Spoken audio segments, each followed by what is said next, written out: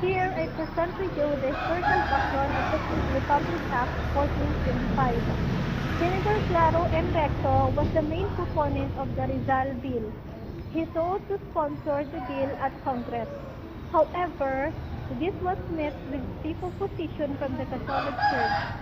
During the 1955 Senate election, the Church charged Recto with being a communist and anti-Catholic. After Recto's election, the Church continued to oppose the bill mandating the reading of Rizal's novels, Narimitang Jere and El Filibusterismo, claiming it would violate freedom of conscience and religion. In the campaign to oppose the Rizal Bill, the Catholic Church urged its adherents to write to their congressmen and senators showing their opposition to the bill. Later, it organized symposiums. In one of these symposiums, Father Jesus Cabana argued that the novels belonged to the past and that teaching them would misinterpret current conditions. Radio commentator Jesus Paredes also said that Catholics had the right to refuse to read them as it would endanger their salvation. Groups such as Catholic Action of the Philippines, the Congregation of the Mission, the Knights of Columbus, and the Catholic Teachers Guild organized opposition to the bill.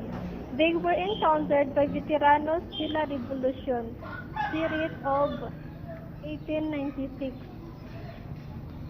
Alagad ni Rizal, the Freemasons, and the Knights of Rizal.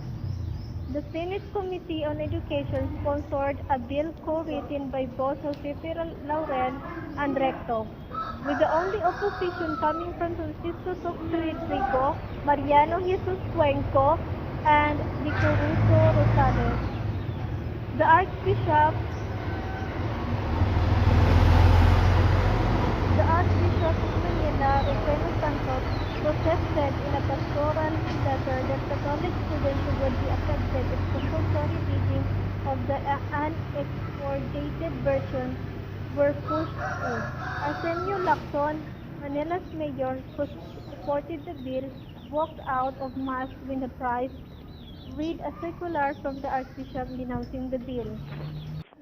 Rizal, according to Cuenco, attacked dogmas, beliefs, and practices of the Church.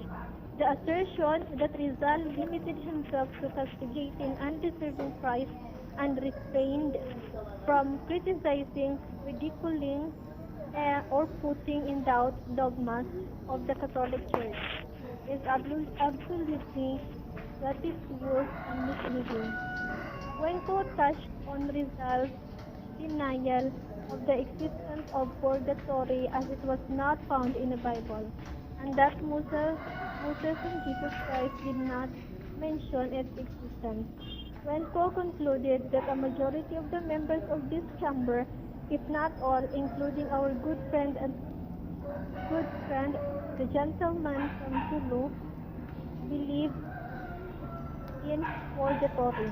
The senator from Sulu, Dumuco Alonso, attacked Filipinos who proclaimed Rizal as their national hero but seemed to despise what he had written, saying that the Indonesians used Rizal's book as their Bible on their independence movement. Pedro Lopez, who hails from Cebu, Cuenco's province, in his support for the bill, reasoned out that it was in their province that the independence movement started, when Lapu-Lapu fought Ferdinand Magellan. Outside the Senate, the Catholic schools threatened to close down if the bill was passed. Recto countered that if that happened, the schools would be nationalized. Recto did not believe the threat, stating that the schools were too profitable to be closed. The schools gave up the threat, but threatened to punish legislators in favor of the law in future elections. A compromise was an expurgated version, and a A compromise was suggested to use the expurgated version.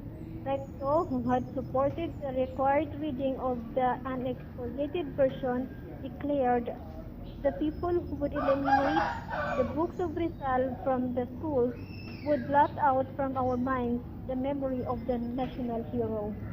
This is not a fight against Recto, but a fight against Rizal, adding that since Rizal is dead, they are attempting to suppress his memory.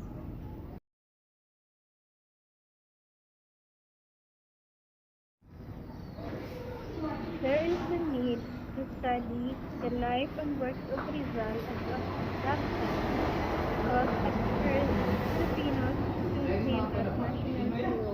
So it is important to know why and how he became the national hero. Through the study of his life, historical background, and work, it serves as justification of his being a national hero.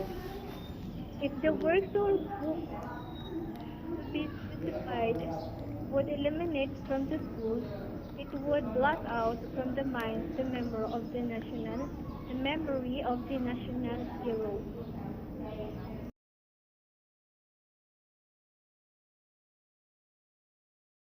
A compromise inserted by Committee on Education Chairman Laurel that accommodated the objections of the Catholic Church was approved unanimously. The bill specified that only college university students would have the option of reading unexpurgated versions of clerically contested reading material such as Noli Me Tangere and El Filibusterismo.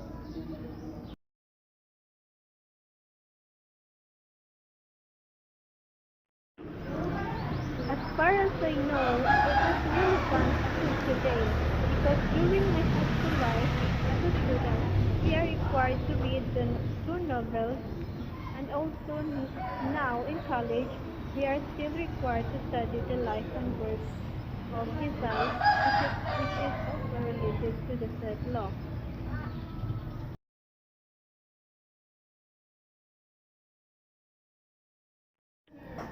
In this course, I expect to have a plenty of understanding and knowledge about the history of life of Rizal and his works in general, and how important and relevant it is in the life of today. From our professor, my expectation is first and most important is good, nice, and fair treatment among every student or learner. The professor hopefully be considerate if students give an excuse or valid reasons and fail their submission on the due date of task or activity given. And also, hopefully, there is no surprise oral quiz during class. And lastly, professor or the teacher should accept respectful comments and suggestions from the students if there is. For my fellow students or classmates, I hope that we will not discriminate and prejudice or judge our classmates, our two classmates, if there is shortcoming he commits or she commits or does. Classmates will help their co-classmates to improve his learning skills by giving suggestions or respectful comments in appropriate way. And lastly, if the teacher give a task for a group or team, students or co-classmates should also work with good participation and cooperation in a team. Thank you.